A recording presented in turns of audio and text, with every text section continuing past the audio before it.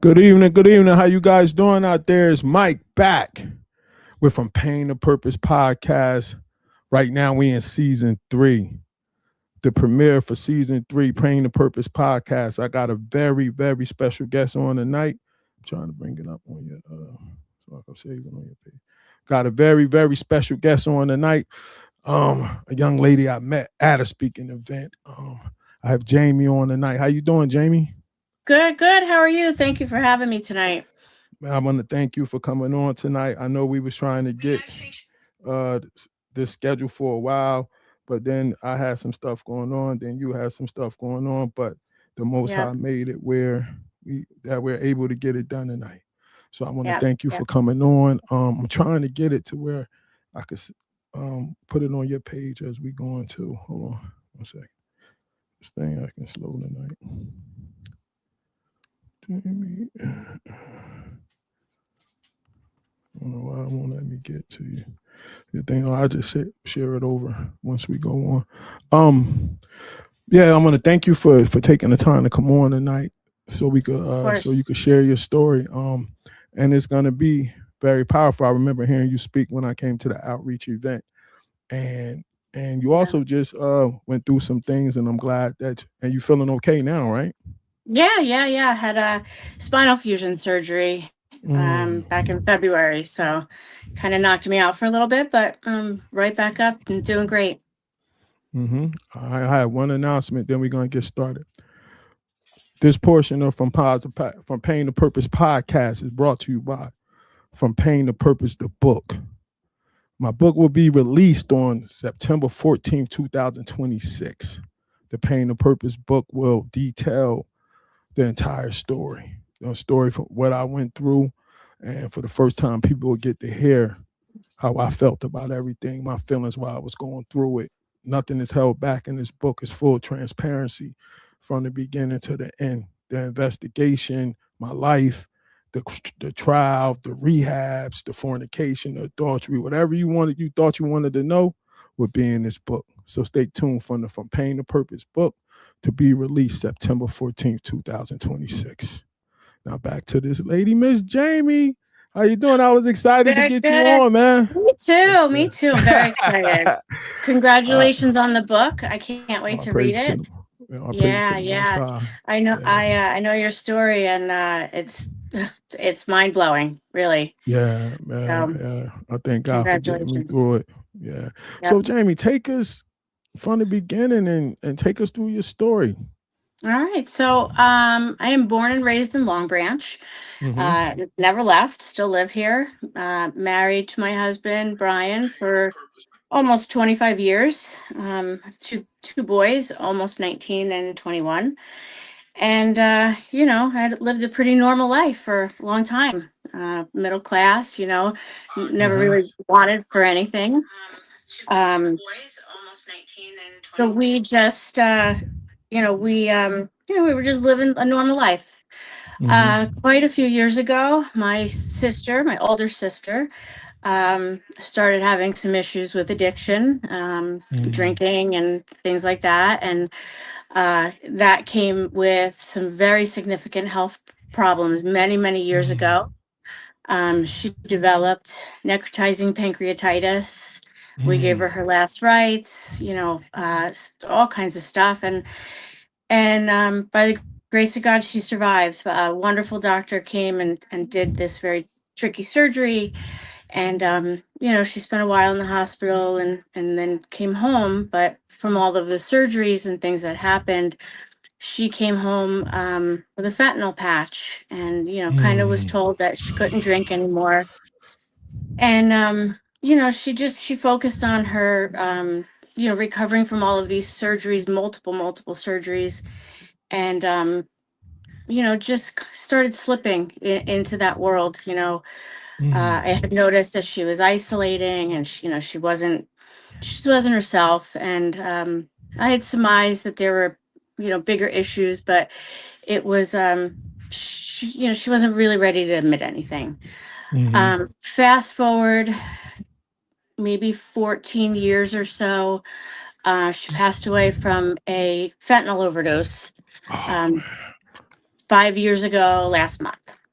So that kind of shook our family. You Mhm. don't want to watch, losing a sibling, my only sibling, was very difficult for me. Watching her, suffer all those years, and trying to be a good role model for my kids, her kids, just trying to, I guess, pick up the pieces where she was missing them.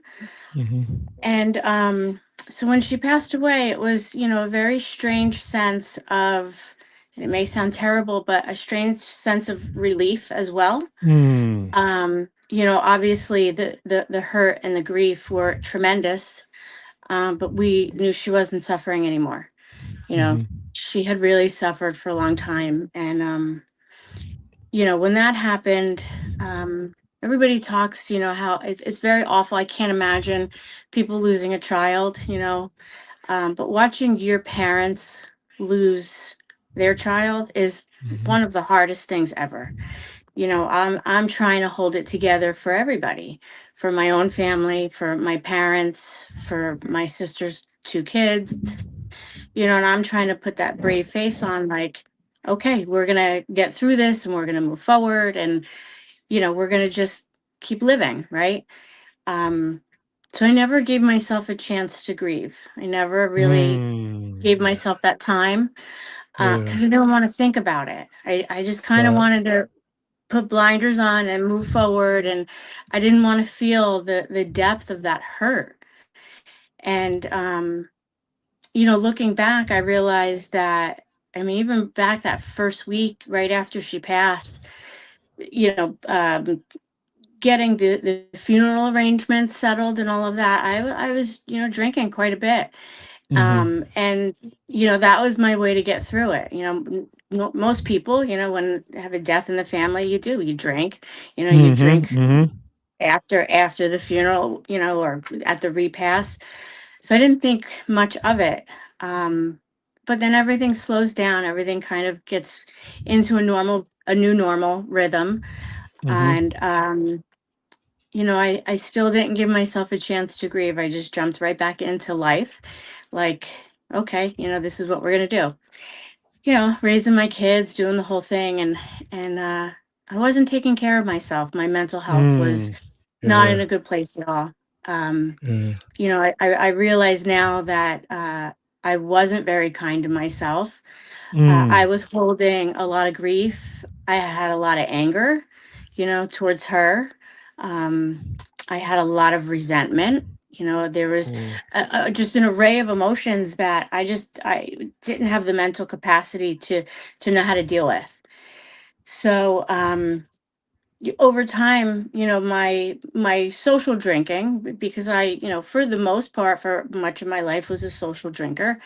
But looking back now, I definitely overindulged more. I drank Mhm. quicker, more. I was always finished with one glass of wine while everybody was still on, Yeah. a couple of Yeah. sips of theirs. Uh-huh. So, Uh-huh. looking back and being away from that, I realized, like, I had some issues, and it was starting to really affect me, my family. My husband and I would go out and have a couple of drinks, and everything would be great, and we'd come home and argue. And Mm. that continued. It continued to get worse over those few years, and I noticed that the drinking wasn't really fun. It Mm. became more of a chore, or just something to numb the feelings. And it really, like, I would wind up crying at nighttime, or just Mhm. very very unhappy. And I just couldn't seem to get myself out of that cycle. um on June 6th of 2024, my husband and I, he helped me make the decision that it was time for me to get some help. And Mm. I wound up going to, I had to go to with alcohol, you can't just quit. I wasn't drinking every day. I wasn't drinking in the morning. It wasn't like what people think alcoholism looks like. I was Mhm. very, very functional. I was, working at a job I had been at for like 25 years, long Mm-hmm. hours, raising my kids. Like on the outside, we looked like we had everything put together really great. But on the inside, I was really truly falling apart. Mm-hmm. So, I decided that it was time.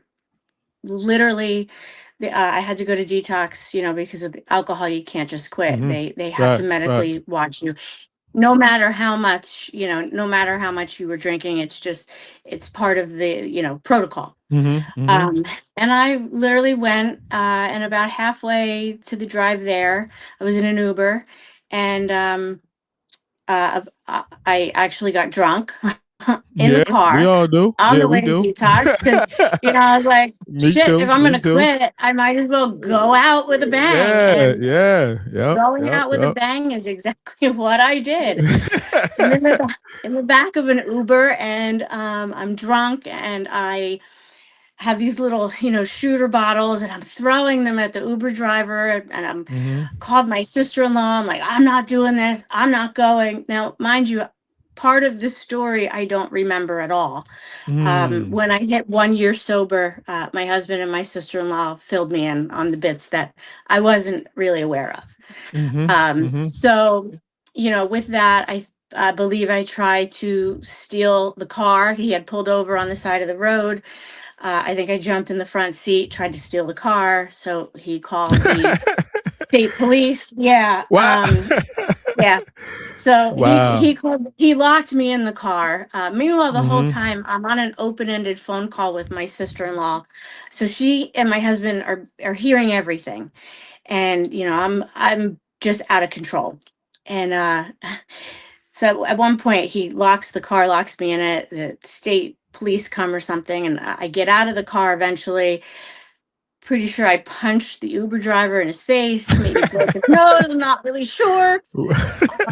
And then proceeded to run down the Pennsylvania Turnpike, just Mm. running from the state Mm. police.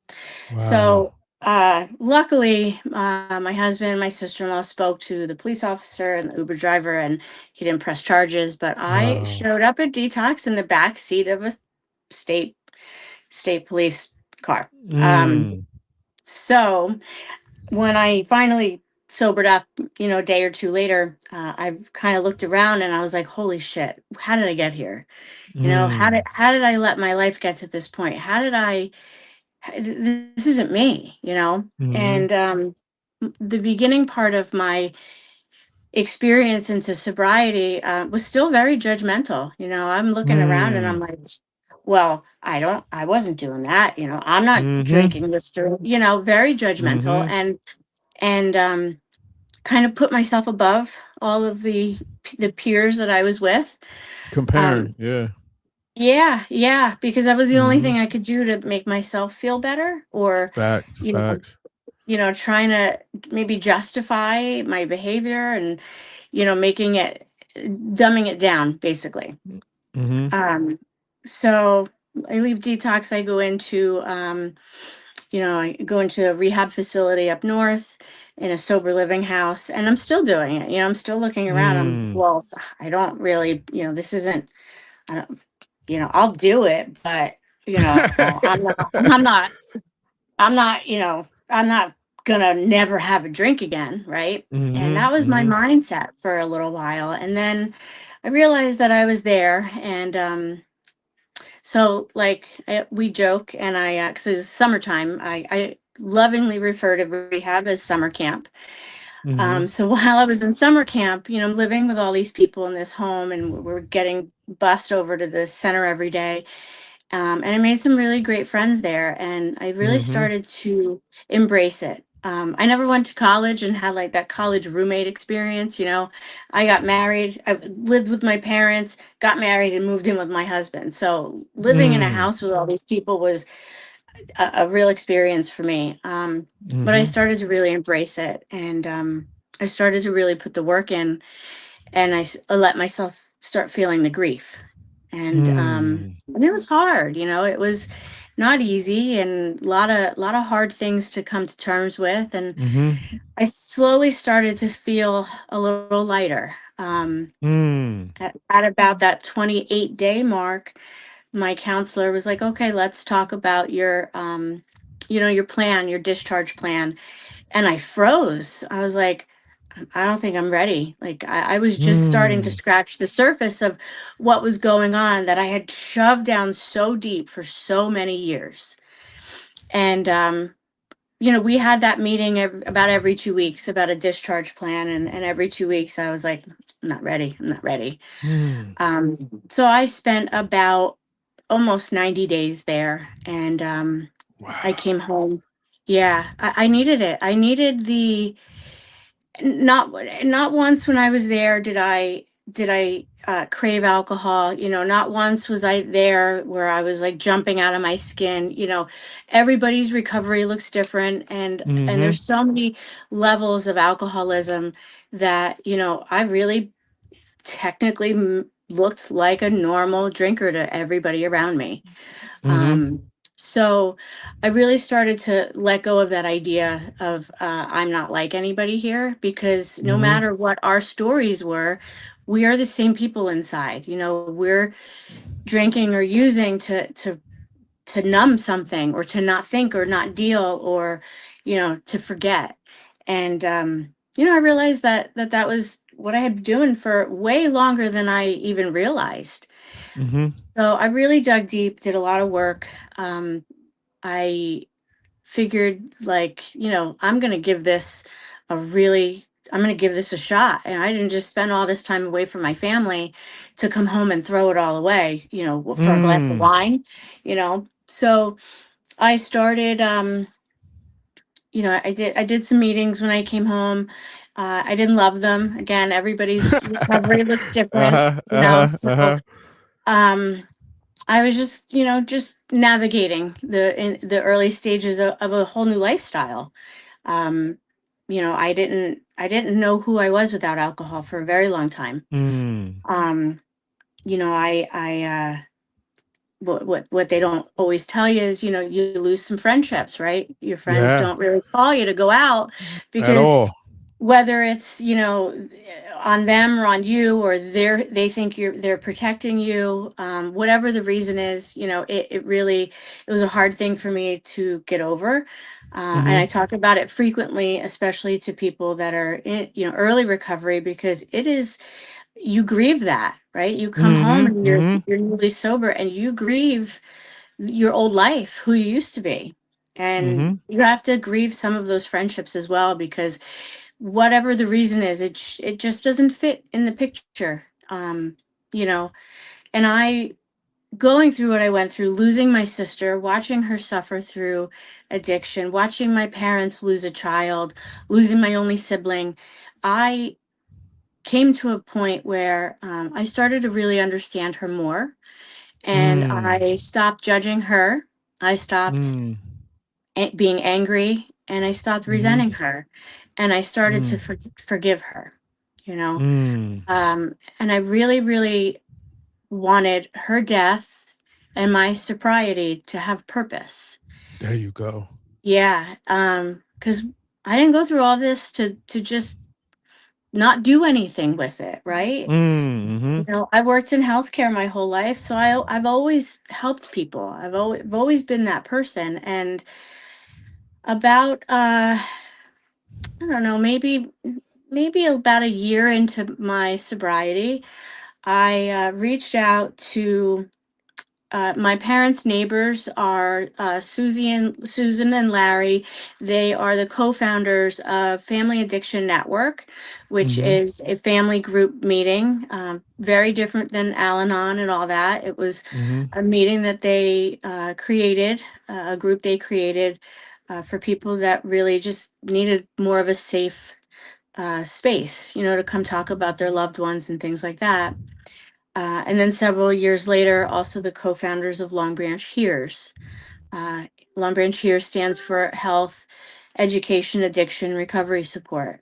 So I reached out to Susan and I said, do you have anything I can do? Can I volunteer? Can I, you know, can I help you with an event? Is there any place for me? And she was like, of course, you know. Uh-huh. So I started getting involved in that, and really kind of threw myself into it. I don't do the meetings, so this was my service, right? Mm. In recovery, you need to have a community, you need to service. And this was my way to give back, and this was my way to have my new lifestyle have purpose, and Yeah. have the death of my sister mean something. And when I started volunteering, it really just kind of took off. I started meeting people, and um, being surrounded by a great group, an amazing group of people that also give back, like yourself, and Mm-hmm. and many others that I've met, listening to their stories, and realizing that I finally found my community. Mm. I found people that were like-minded, and and I'm not judging anymore. There's no judgment. I've heard some of the craziest stories from people, and I'm just like, yeah, I get it. It doesn't matter what our story is; they're all different, but we all come together the same, Mm-hmm. for the same Mm-hmm. purpose. So, with Long Branch Years, I started doing some outreach. Actually, been helping some people, whether it's finding a meeting or getting some support or just being an ear, to listen to. And it's really been an amazing journey. Mm. I continue to grow every day from it. I feel so blessed. I wake up every morning just so grateful and so blessed for this beautiful life that I have changed and recreated. I know, right? You Yeah. know, it's Uh-huh. Uh-huh. it's undescribable. People that don't go through, or don't, maybe just don't eliminate alcohol in their life, they don't realize how great it is without it. you know Facts. I never thought I would, dance, right? So I always would have to get a little drunk and dance, like at a Yeah. wedding or something. So I've been sober 2 years. I hit my 2-year mark a couple weeks ago. Oh, And praise to the Most High. yeah, Yeah. yeah. Yeah. In those 2 years, I have done everything. Like I've danced. I don't have a problem going into a restaurant or a bar. I moved my son into college and went to a frat party, my first frat party ever, and I was sober. And the look on his face, he was so proud of me. It was just so Wow. amazing. Um, Wow. so I've done all these wonderful things. My niece just got married a few months ago, and that was my husband also quit drinking as well. So Oh, we're, that's we're dope. both Yes. sober. Yeah. Yeah, that's Uh, important. That's dope. yep. That's dope. I He like will. that. I like that. He'll have 2 years sober in 2 weeks. So Congrats, we're. Brian. Congrats, Yep. brother. Yep. Yeah, I saw He's. his name on there. Yeah, congrats, Yep. brother. He's Yeah. amazing. He has been my biggest cheerleader. He's really, we had to learn to be together without the alcohol. So we started dating again. We started going out on dates. Wow. That's dope. We've Yeah. we've been traveling. You save a lot of money when you don't drink. So, Facts. Yes, you do. right? Yes, you So, do. Yeah. we've just been creating this beautiful life for ourselves. And I'm not going to sugarcoat it, right? It's not perfect. There's still Mm-hmm. arguments. There's still things. We still have shit. That doesn't go away. Facts. But Facts. we Yeah. are we are 100% capable of handling it without being blurred with the alcohol, or without those really bad arguments that used to occur. So I've just come into being very open, very honest with anybody that really wants to listen. I Mm. do go back to my summer camp and speak periodically. I'm so grateful for that place, and my counselors there. Um, I've done a couple of speaking arrangement, things, and I really enjoy it. Working with Long Branch Years has really created a very safe space for me. We started doing, we have a trailer. The city bought a trailer, which was ready this year. So we've been doing events with it. That's And the dope. people I meet. Yeah, the people I meet are just, you know, very we're just like a mishmash of people, and we all get along so beautifully, and it's really, creating those connections has been a real savior for me, especially, losing some friendships there because it gets lonely. Sobriety can be Yeah, very lonely. yeah, indeed, um, indeed. Yeah, you yeah. know and And you I've been and you get blessed. You do yeah. you don't know what to do with yourself. I love it. I you love it. know I love it. so, and I have amazing family support, but now I'm creating this community. I recently found, I said I don't do meetings, but I recently found Refuge Recovery, which is Mm, Buddhist based, mhm, and it's been a game changer.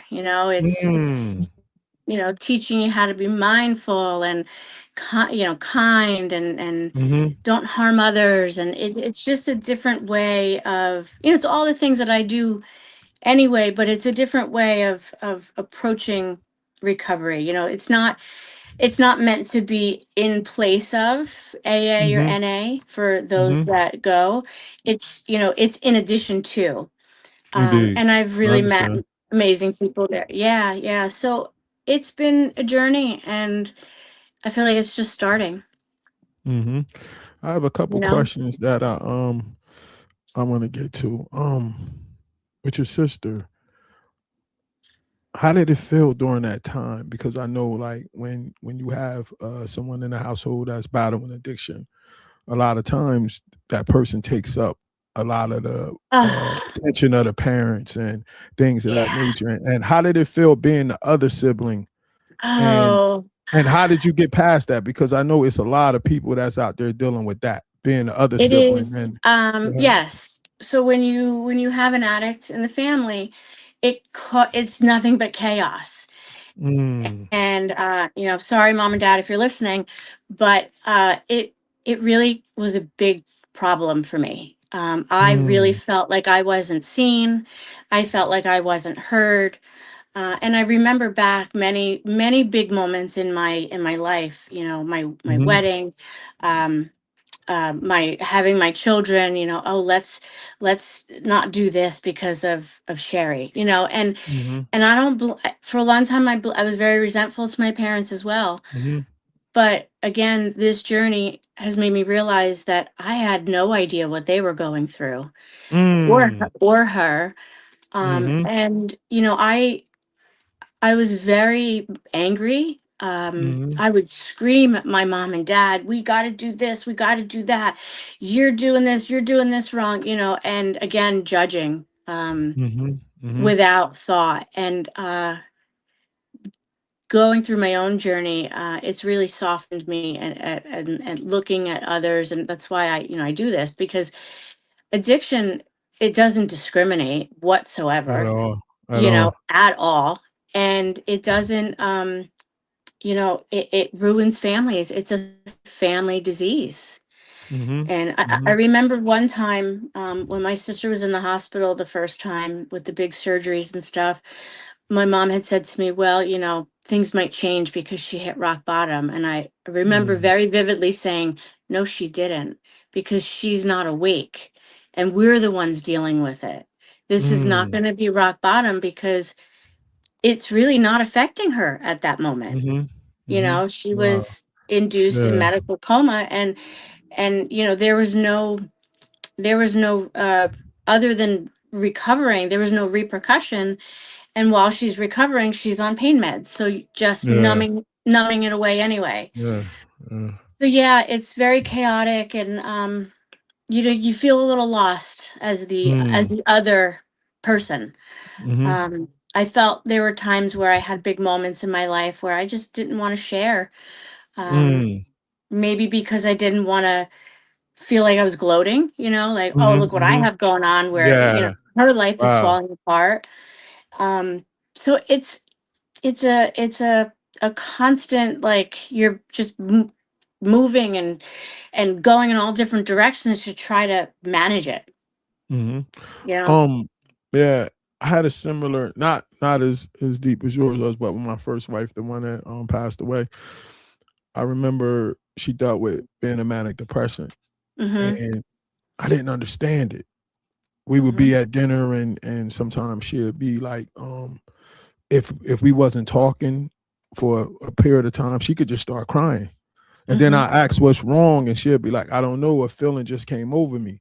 Now, Yeah. I didn't understand none of that until I Right. went through it. Until I Right. went through it. Yeah. Then I had that moment of when I was depressed going through that situation, I had that moment of like, yo, Yeah. this real. Do you Right. remember the moment when you related to your sister, what she was Uh, struggling with? oh, 100%. I had a moment where the floodgates just opened, and I was just like, "Oh my God!" Like, I treated her like shit, and I was really Mm, mean, and I had to mm, deal with those feelings, and I had to mm, learn to forgive myself for that, because we can only do what we're capable of in that moment. mm-hmm. And, I would be doing no service to my entire family if I didn't acknowledge the fact that I didn't ever understood what she was going through. And, Facts. and now I just try, I listen to people, and the people that I try to help, I listen to their stories with no judgment at all, because I don't want to be that person again. Mm-hmm. Mm-hmm. You know? Now, take me to the conversation. You and Brian, when it was time, when he convinced y'all came to the conclusion that you had to Oh, go. What yeah. was that? What was that conversation like? Um, well, I was hungover, and I think I was just at a moment where I had some clarity. I felt like shit, and I knew that it was time. But Mm. it basically came down to go or divorce. And Mm. I love that man with every ounce of my soul. So, it kind of came down to that, because it just wasn't working in our house. He Mm. he was good on it. We would go out, and I would be the drunk one and laughing and stuff. Everybody thought it was funny, but then he had to deal with me when I came home. And Mm.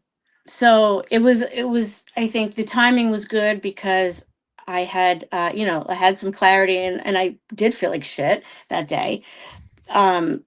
I knew, though, for a few weeks or so before that happened, that my drinking was progressing. I Mm-hmm. knew it. I knew it. Every Mm-hmm. time I took a drink, I knew it. And I knew it was going to continue to get worse, but I continued to do it. So I think, I don't want to say I caught it early, but I think that when I caught it when I did, made it a little smoother transition, for me. Um, How did how important? Because I I did a couple videos talking about this. Um, how important was it that your spouse made that ultimatum, that he stood firm like that? Like, how important was that moment during that oh, conversation? that was life changing. That changed. Mm, That changed my life. That mm, changed. It changed everything. I am beyond grateful for him putting that on me. I was mm, angry at him at first. I was like, oh, he's mhm, very controlling, and he's just trying to mhm, control me, and I'm an adult and I can do whatever I want. So I was a little angry at first, like, why am I here? And mhm. but I'm so grateful he did that. I am Yeah, so beyond because I blessed. yeah, because I often talk about um, running into people that I might know, or people that I might talk to that's struggling, and then they spouse be complaining, but they still go pick them up from the bar. They still make Yeah. excuses for them. They still do all of that stuff, and thinking that's going to help them. But I let them know that that's just going to prolong the situation. Yeah, it's very easy to enable. It's Mm-hmm. very easy. Again, I didn't see that with my sister. I was angry at my parents, looking at them, that they were enabling in certain ways, but um it's not easy to break that cycle either, because Mm-hmm. that person that wants the other person to stop is probably just trying to keep the peace, right? Mm-hmm. Mm-hmm. Mm-hmm. If I go Mm-hmm. pick them up from the bar, then maybe there's not going to be a big fight when they get home. I think a lot of it is for their own protection of their own heart and their own soul. Mm-hmm.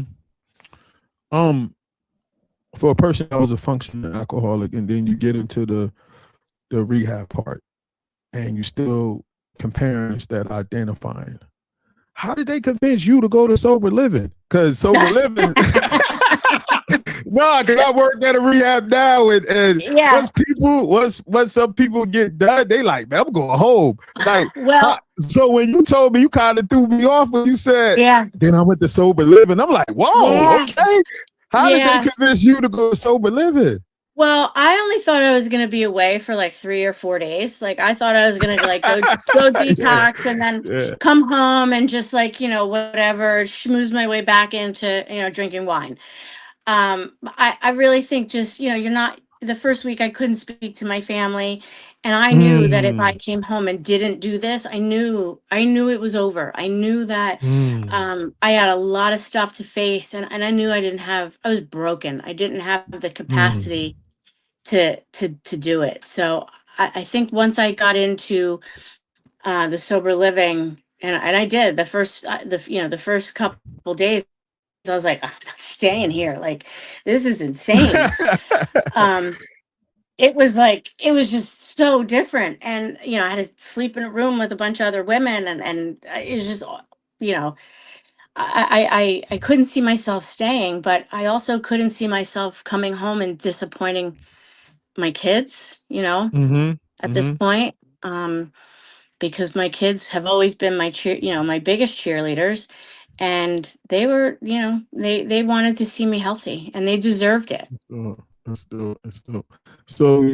So you get home and it's time to make some amends and talk to people and let them know how bad you hurt them and things of that nature. How was that process?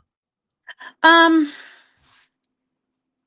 I think most of my amends really it was to my family, to my husband and my Mm-hmm, kids, mm-hmm, because I don't necessarily. I mean, I do remember apologizing to my mom and my dad about being mm-hmm, so hard on them and resenting mm-hmm, them, mm-hmm, with my mm-hmm, sister. I really it was my husband, and it was a lot of hard conversations.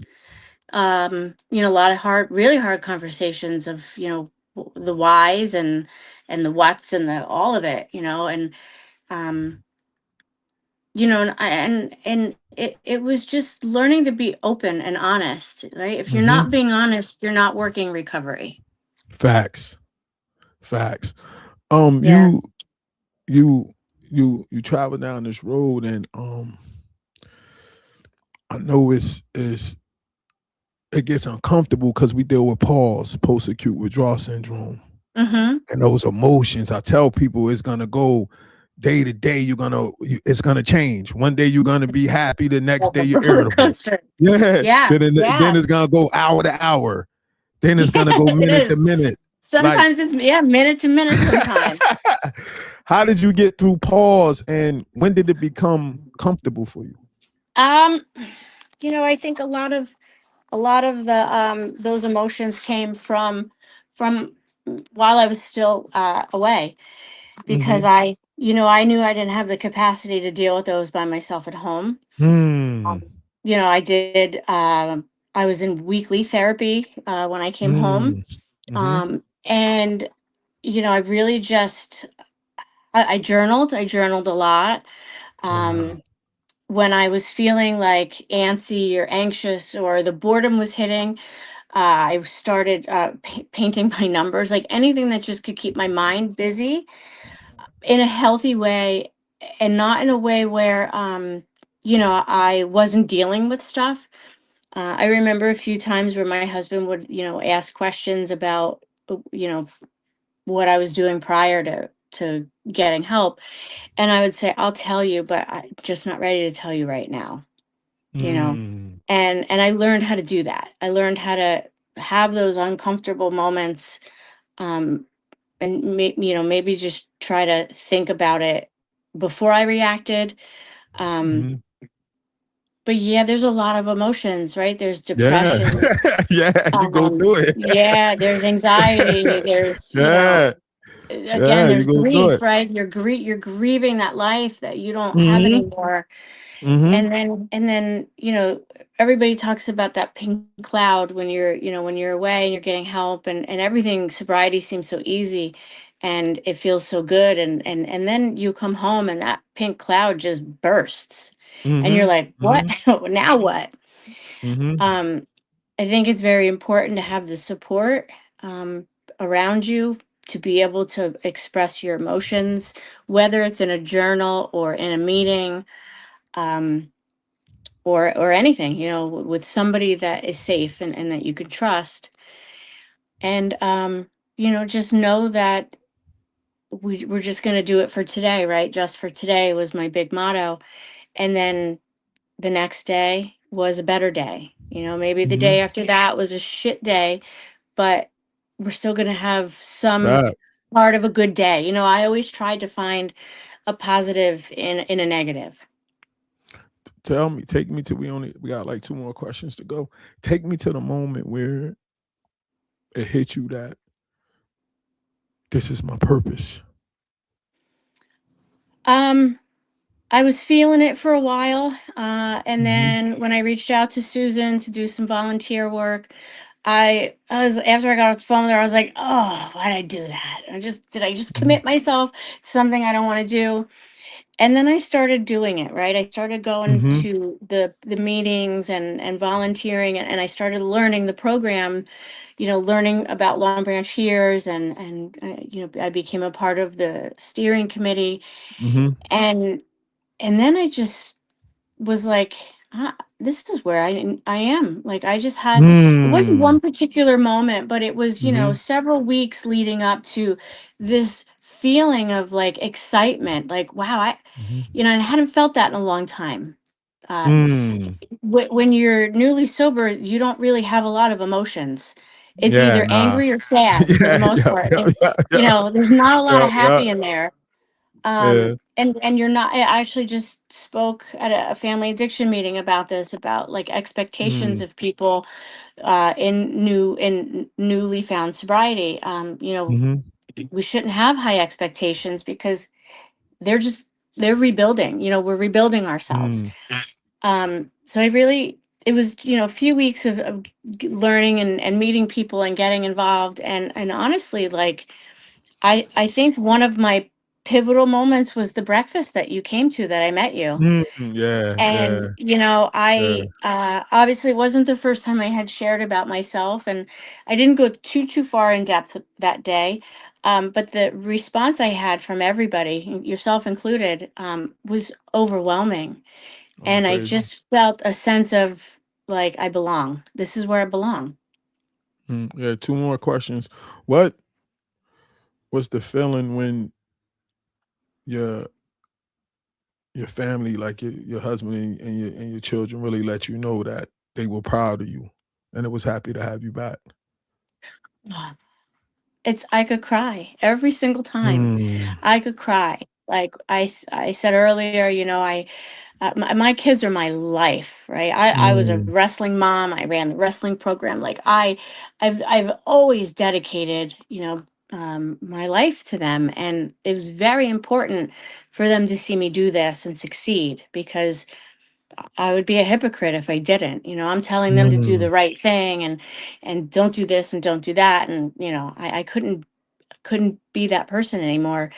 But it really uh, is amazing. And I said earlier, moving my son into college and going to parents' weekend and going to my Mm. first frat party. Um, you know, I wasn't sure how my son was going to feel about it, but he was. I will never forget the look on his face and how proud he was of me. And my older son telling me how great I'm doing, and Oh, that's he's dope. That's he's dope. also come to hear me talk and tell my story, and Mm. it is just, I'm finally a really good example of a healthy way to live. Indeed. You know, If you had somebody sitting in front of you, a young lady or young man, either one, and they were struggling and they didn't know what to do, what would be your advice for them? Um, get help anywhere, Mm, anywhere. If if rehab is not financially, or you know if it's not, if they're not able to do it, there's other programs, there's meetings, mhm, get mhm, around same-minded people, community, you know. mhm. They talk about people, places, and things, and I thought, oh, I'm gonna still see the same people and do the same things, and nope, no, not at all, Uh, not at all. mm, I mean, a little bit more now, yeah. yeah, But I'm very strong right now. But somebody told me once, don't ever become complacent, and that at sticks all, with me. yeah, at all, Almost every day I think about that.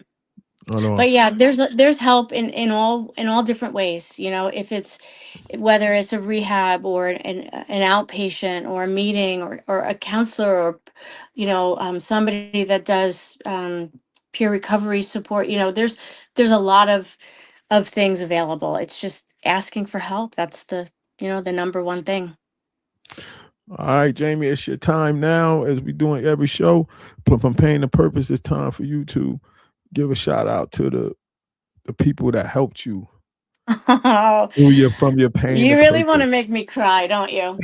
Um, I really, really just want to. I mean, I am so blessed. My husband Brian, who's, like I said, Mm, he's everything. Tyler and mm, Matt, my boys, who I just love mm, them. I'm so proud of the men they're becoming. My mom and dad, for never ah, ever not being my supporter, and knowing that I could do this, and knowing that I'm capable of hard things. And my sister-in-law Kelly, mm, she's been there for me since the phone call in the state trooper's car. um I also, my nieces, Gianna and Olivia, my youngest niece mm, Olivia just got married to an amazing man. My older niece Gianna has a 1.5-year-old and is mm, also planning a wedding, and they've been there with me every step of the way. I never mm, wanted them to, feel the hurt as much of not having their mom there, and being mhm, sober allowed me to step in, not take over, but help in that role, with the wedding planning and babysitting my niece's baby. And it's just been amazing. So I'm so grateful for them. Um, I'm grateful for Susan Marco and Larry Milon for allowing me to become a part of their family and their mhm, groups.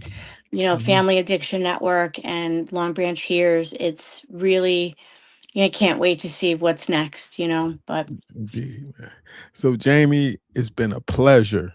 and Thanks you for know what? I patience. want to What I else? want to thank my sister too, Mike. I really want Oh, to thank praise my God. sister, Wow. because I know Wow. she was beside me every single step of the way, and I regret that I wasn't there for her in that sense, but I know Mhm. she forgives me.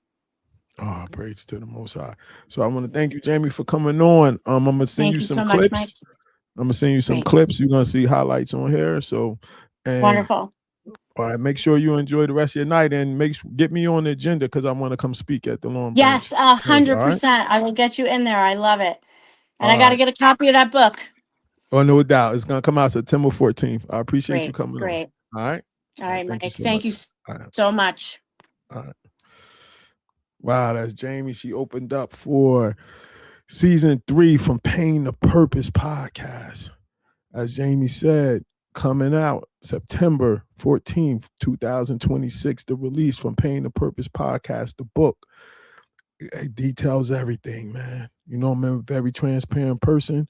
You want to take a look at this, September 14th on Amazon. Thank you guys for being here tonight.